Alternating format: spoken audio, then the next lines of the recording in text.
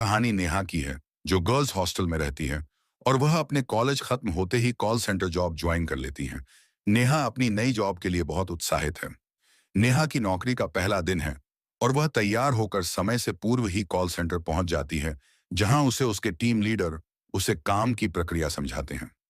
Neha college में बहुत ही होनहार छात्रा थी, इसलिए उसे काम को समझने में कोई ज्यादा परेशानी नहीं होती और वह पहले ही दिन से क्लाइंट कॉल अटेंड करने लगती है। नेहा के बात करने का तरीका इतना अच्छा रहता है कि वह पहले ही दिन कई ऑर्डर जनरेट कर देती है। यह देखकर नेहा का टीम लीडर बहुत खुश होता है और उसके काम के लिए उसे सबके सामने प्रोत्साहित करता है। नेहा खुश हो जाती है और कई दिन होने के बाद अब नेहा को भी यह काम अच्छा लगने लगता है। नेहा अपने काम से इतना प्यार करने लगती है कि उसे कई बार अपनी टाइमिंग का भी पता नहीं चलता। कई दिन ऐसे ही चलते रहते हैं। एक दिन नेहा का टीम लीडर उसे नाइट शिफ्ट करने के लिए कहता है, लेकिन नेहा रात में काम करने को मना कर देती है। दरअसल कॉल सेंटर की रात को काम करने वाले स्टाफ में कमी आ जाती है, जिसकी वजह से नेहा को अप्रोच किया जाता है।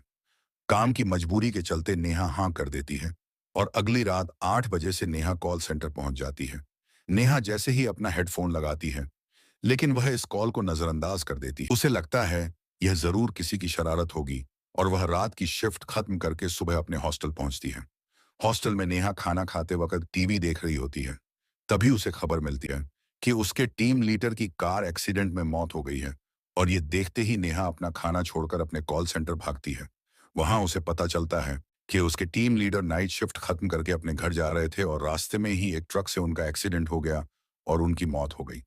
लेकिन नेहा इसलिए ज्यादा परेशान थी क्योंकि रात को जो कॉल आया था उसमें यही मैसेज था कि सुबह तुम्हारे टीम लीडर की कार एक्सीडेंट से मृत्यु हो जाएगी। और वह कॉल उल हकीकत में बदल चुका था, जिससे नेहा बहुत परेशान थी। वह सभी को यह बात बताना चाहती थी, लेकिन उसे अच्छे से पता है कि कोई उसकी बात का यकीन नहीं करेगा। नेहा पता करना चाहती है कि वह कॉल किसने किया था, इसलिए वह अपने एडमिनिस्ट्रेशन में जाकर कॉल डिटेल पता करती है। लेकिन जिस समय नेहा को कॉल आया था उस समय का कोई भी रिकॉर्ड मौजूद नहीं होता। इसका मतलब उस समय किसी क्लाइंट का कॉल नेहा को नहीं आया था। नेहा इस बात पर यकीन ही नहीं कर पा रही थी कि उस कॉल की वजह से ही उसके टीम लीडर की मौत हुई और वह परेशान होकर अपने हॉस्टल वापस लौट जाती है। सारा दिन परेशानी झेलने के बाद वह अपनी नाइट शिफ्ट के लिए तैयार होती है और कॉल सेंटर पहुंच जाती है। यहाँ उसके सहकर्मी पहले से ही काम कर रहे होते हैं और टीम लीडर के स्थान पर एक नए व्यक्ति को नियुक्त किया जाता है। नेहा जाते ही नए टीम लीडर से परिचय करती है और उसके बाद क्लाइंट कॉल अटेंड करने में लग जाती है। देखते ही देखते रात 12 बज जाते हैं और फिर उसे का एक और कॉल आता है और उसमें बताया जाता है कि आज रात 2 बजे कॉल सेंटर के सर्वर रूम में आग लग जाएगी, जिससे कॉल सेंटर का सारा क्लाइंट डाटा बर्बाद हो जाएगा और इससे कंपनी को बहुत नुकसान होगा। लेकिन नेहा इस बार इस बात को हल्के में नहीं लेती और अपने नए टीम लीडर से जाकर सारी बात बता देती है और वह भी नेहा की बात पर भरोसा करते हुए सर्वर रूम का परीक्षण करता है। लेकिन वहां किसी तरीके की तकनीकी खराबी नहीं होती और वह नेहा से कहता है, यहाँ सब कुछ ठीक है, दुर्घटना होने का तो सवाल ही पैदा नहीं होता है। जरूर तुम्हें फर्जी कॉल आया होगा, तुम अपने काम में लग जाओ। इन सब बातों पर ध्यान मत दो। कॉल सेंटर में स्पैम कॉल आम बात है। और नेहा वापस कॉल अटेंड करने में लग जाती है। कुछ समय बाद जैसे ही 2 बजते हैं, सर्वर रूम में एक छोटा सा धमाका होता है और काम कर रहे सभी लोग भागते हुए वहां पहुंचते हैं और देखते ही देखते सारे कमरे में आग आग लग जाती है। टीम लीडर सभी से आग बुझाने को कहते हैं। तभी वहां रखे हुए पानी के कंटेनर से सभी आग बुझाने में कामयाब हो जाते हैं। लेकिन सर्वर रूम जलकर खाक हो चुका था और अब वहां कोई बैकअप नहीं किया जा सकता था। मतलब जो कॉल आया था वह पूरी तरह सच साबित हो चुका था और यह बात केवल नेहा और उसका टीम लीडर ही जानते थे। नेहा का टीम लीडर उसे अपने चैम्बर में बुलाता है और नेहा से पूछता है, तुम्हें ऐसे कॉल कब से आ रहे हैं? नेहा कहती है, जिस दिन से मेरे काम की शिफ्ट चेंज हुई उसी रात 12 बजे पहला कॉल आया था, लेकिन मैंने उसे ज्यादा महत्व नहीं दिया था। और जब उस कॉल में बताई गई बात सच हो गई तो मैं दूसरी कॉल आते ही आपके पास आई और यह घटना भी सच हो गई। टीम लीडर नेहा के साथ मिलकर योजना बनाता है और अगली रात 12 बजे के कॉल के लिए दोनों तैयार होते हैं, जिसमें एक ही कॉल को सुनने के लिए दोनों अलग अलग हेडफोन कनेक्ट करते हैं। तभी 12 बजते ही कॉल आता है और नेहा कॉल रिसीव करती है और साथ ही अपने टीम लीडर को भी इशारा करती है ताकि वह भी कॉल में बताई जा रही बातें सुन सकें और दोनों हेडफोन लगा लेते हैं।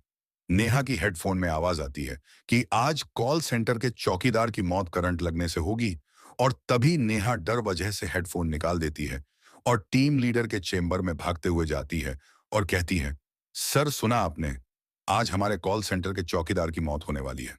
लेकिन ताज्जुब की बात तो यह है कि टीम लीडर को कोई आवाज नहीं सुनाई दी थी और उसके हिसाब से नेहा को भी कोई कॉल नहीं आया था, क्योंकि ट्रैकिंग डिवाइस में किसी कॉल की पुष्टि नहीं हो रही थी।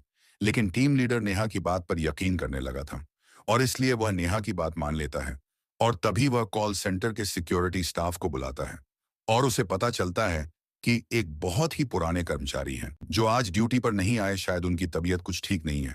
टीम लीडर आए हुए सुरक्षा कर्मियों को केवल आज की रात इलेक्ट्रॉनिक सेटअप से दूर रहने का ऑर्डर देता है ताकि कोई करंट से न मारा जाए। सारी रात गुजर जाती है, नेहा की जान में जान आती है और वह टीम लीडर से कहती है, सर हमने अपने सुरक्षा कर्मियों को बचा लिया। लेकिन तभी टीम लीडर के मोबाइल मैसेज जाता है, आज रात को वह सुरक्षाकर्मी करंट लगने से मर गया जिसने छुट्टी ले रखी थी।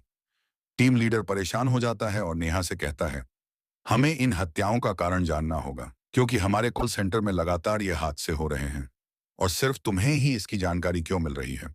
तभी दोनों कॉल सेंटर का इतिहास जानने की कोशिश करते हैं और पुराने कर्मचारियों से संपर्क बनाते हैं। उन्हें एक पुरानी कर्मचारी महिला मिलती है जो लगभग 12 साल पहले वहां काम कर रही थी, लेकिन उसके साथ कुछ पुरुष कर्मचारियों द्वारा गलत बर्ताव किया जाता था, इसलिए मजबूरी में उसे अपना काम छोड़ना पड़ा। और उसकी सहेली जिसका नाम भी नेहा था, उसके साथ तो बहुत ही गलत हुआ था, जिस सदमे से उसने उसी कॉल सेंटर में फांसी लगा ली थी और कुछ समय के लिए वह कॉल सेंटर बंद रखा गया था। नेहा की टीम लीडर को अब सारी बात समझ में आने लगती है और उसे एहसास होने लगता है कि वही लड़की नेहा से संपर्क बना रही है, क्योंकि वह नेहा में ही अपने आप को ढूंढ रही थी। नेहा यह बात जानते ही डर जाती है और वह अपनी नौकरी छोड़ने का फैसला करती है, लेकिन टीम लीडर उसे मनाने की कोशिश करता है और कहता है, तुम ही हो जो उससे संपर्क बना सकती हो और यदि तुम चली गई तो ये हादसे हमेशा होते रहेंगे और हमें पता भी नहीं चलेगा। जरा सोचो कितने निर्दोष लोगों की जान जा सकती है।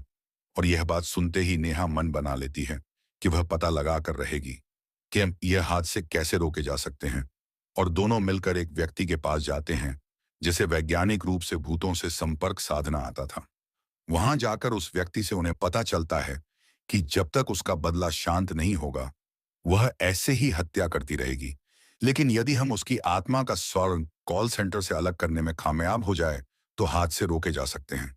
लेकिन इसके लिए नेहा की जान को खतरा हो सकता था, क्योंकि उस वक्त नेहा को अकेले ही कॉल सेंटर में रहना होगा और जैसे ही वह नेहा से संपर्क करेगी तो उसे नेहा के शरीर के अंदर आने के लिए यह व्यक्ति विवश कर देगा और उसे नेहा के शरीर के अंदर रखते हुए कॉल सेंटर से बाहर निकालकर किसी दूसरे स्थान में उसे आजाद कर देगा, जिसके लिए उससे जुड़ी पहले की कोई पुरानी वस्तु ही जरिया बन सकती है। और अधिक जानकारी जुटाने से उन्हें पता चलता है कि वह हेडफोन जो नेहा इस्तेमाल करती थी उससे वही लड़की इस्तेमाल किया करती थी, लेकिन यह कार्य गुप्त तरीके से किया जाना था क्योंकि वहां लोगों के होने से असफल होने का खतरा था। टीम लीडर सभी स्टाफ को छुट्टी दे देते हैं और तीनों मिलकर योजना को अंजाम देने के लिए कॉल सेंटर पहुंच जाते हैं।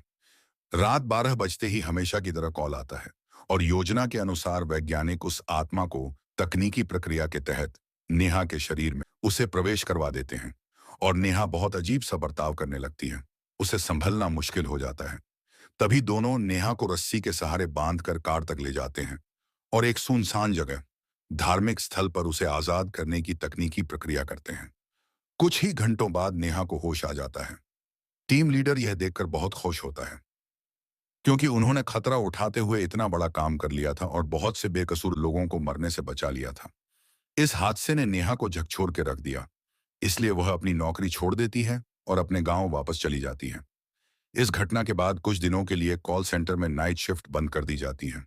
इस घटना के कुछ दिन बीते ही थे, अचानक 12 बजे फिर कॉल सेंटर में कॉल आता है, जबकि सारा सिस्टम बंद किया जा चुका था, लेकिन फोन की घंटी बजती रहती है और कहानी खत्म हो जाती है।